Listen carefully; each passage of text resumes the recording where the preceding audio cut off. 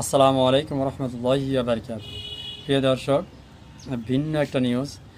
প্রেমের টানে ব্রাহ্মণবাড়িয়া নাসিরনগরে চীনা যুবক হাজির।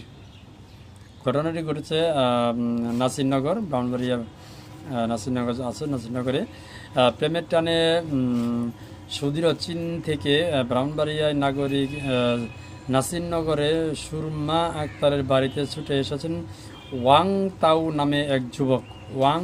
নামে এক যুবক।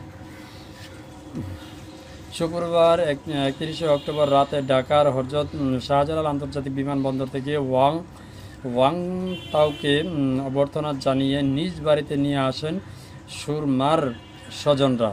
এদিকে সুরমা আক্তার ও চীনা যুবকের প্রেমের ঘটনাকে ঘিরে এলাকায় ব্যাপক চাঞ্চল্যর সৃষ্টি হয়েছে। মুসলিম তরুণী ও ভিন্ন বিশ্বাসী এই যুগলের 1.5 মাসের প্রেম অবশেষে পূর্ণতা পেতে যাচ্ছে রবিবার 2 নভেম্বর। নাসিরনগর উপজেলা কুন্ডা ইউনিয়নের কুনাপাড়া গ্রামের তাহের মিয়ার মেয়ে সুরমা আক্তার একটি বেসরকারি প্রতিষ্ঠানে চাকরি করেন। চীনা যুবক ওয়াং ইচাং তাওয়ের ছেলে, তার বাড়ি চীনের হুনান প্রদেশে। রবিবার ব্রাহ্মণবাড়িয়া জেলা জজ আদালতে মুসলিম রীতিতে নোটারি পাবলিকের মাধ্যমে তাদের বিয়ে সম্পন্ন হবে বলে দাবি করেছেন ওই তরুণীর পরিবার। আজকে বিয়ে হওয়ার কথা। পুলিশ ও সুরমার পরিবারের দাবি, 1.5 মাস আগে ওয়ালটক নামের একটি অ্যাপের মাধ্যমে তাদের পরিচয় হয়। পরে ধীরে ধীরে তাদের মধ্যে প্রেমের সম্পর্ক গড়ে ওঠে। দুই পরিবারের সম্মতির পর ওয়াং তাও বাংলাদেশে আসেন। এ খবর এলাকায় ছড়িয়ে পড়লে তাকে এক নজর দেখতে গ্রাম জুড়ে মানুষের ভিড় জমে যায়। ভালোবাসার এমন নজির স্থাপন করার এক যুগলের স্বজনরাও খুশি। মেয়ের দাদি হালিমা আক্তার বলেন, আমরা আপনার নাতনির ভালোবাসা পেতে চীন থেকে চলে এসেছে। এই যুবক কোনো ধর্ম বিশ্বাস করে না, তবে নাতনিকে বিয়ে করতে হলে সে ইসলাম ধর্ম গ্রহণ করবে।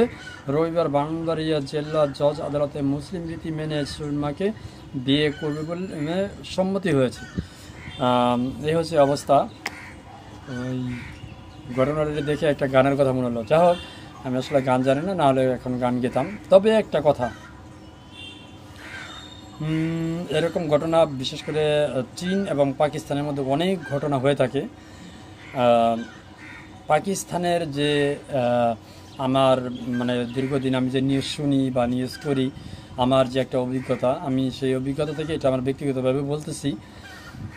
পাকিস্তান এবং চীন এই দু দেশের মধ্যে পাকিস্তানি মেয়ে এবং চীনা যুবক, এই দু দেশের মধ্যে বেশ প্রেমের লেনদেন আদান প্রদান হয়ে থাকে। বিশেষ করে বেশি অনেক নিউজ আমার সামনে এসেছে এরকম।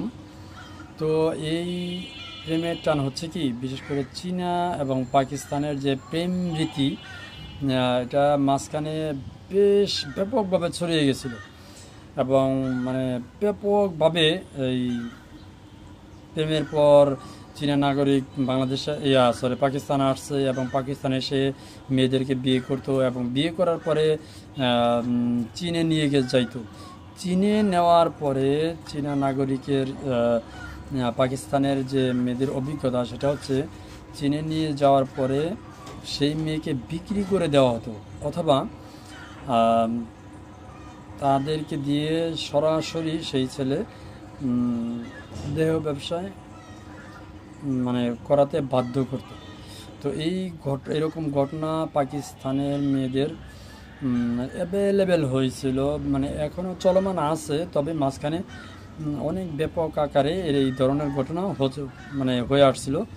তো এখন একটু কমছে পাকিস্তানের। তো দেখবেন, এই ব্রাহ্মণবাড়িয়ার উদ্দেশ্যে আমি বলবো, যারা যে ঘটনার পরিপ্রেক্ষিতে আমি কথাগুলো বলতেছি, এরকম ঘটনা যেন না হয়, খেয়াল রাখবেন। আর হয়ে গেলে আর কি আপনাদের করারও থাকবে না।